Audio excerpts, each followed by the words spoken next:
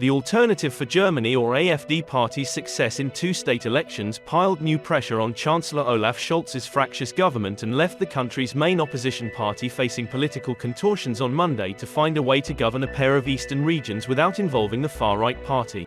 The question is, has the Chancellor Olaf Scholz lost his voter confidence? Alternative for Germany became the first far-right party to win a state election in post-World War II Germany in Thuringia on Sunday under one of its hardest right figures, Björn Höcke. In neighboring Saxony, it finished only just behind the mainstream conservative Christian Democratic Union, which leads the national opposition. Voters punished the three parties in Scholz's governing coalition, which took well under 15% of the vote between them. Deep discontent with a national government notorious for infighting, inflation and a weak economy, anti-immigration sentiment and skepticism toward German military aid for Ukraine are among the factors that contributed to support for populist parties in the formerly communist East, which is less prosperous than Western Germany. A new party founded by a prominent leftist was the second big winner on Sunday, and will probably be needed to form state governments since no one is prepared to govern with AfD. The debacle for the governing parties added to awful performances in the European Parliament election in June for Scholz's coalition, and it's not obvious that they have any recipe to turn things around with Germany's next national election due in a bit over a year.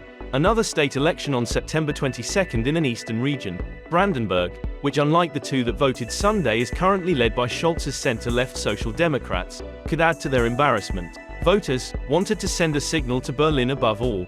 They want to send a signal to the coalition that the Chancellor no longer has their confidence. Olaf Scholz is the face of failure in Thuringia and Saxony too, but the two elections also bring difficult decisions for the CDU, which leads national polls.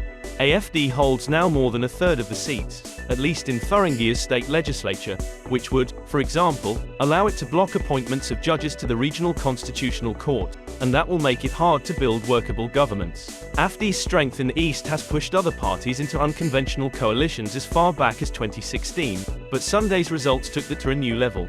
In Thuringia, even a previously improbable combination of the CDU, Scholz's party and the new leftist Sarah Wagenknecht alliance lacks a majority.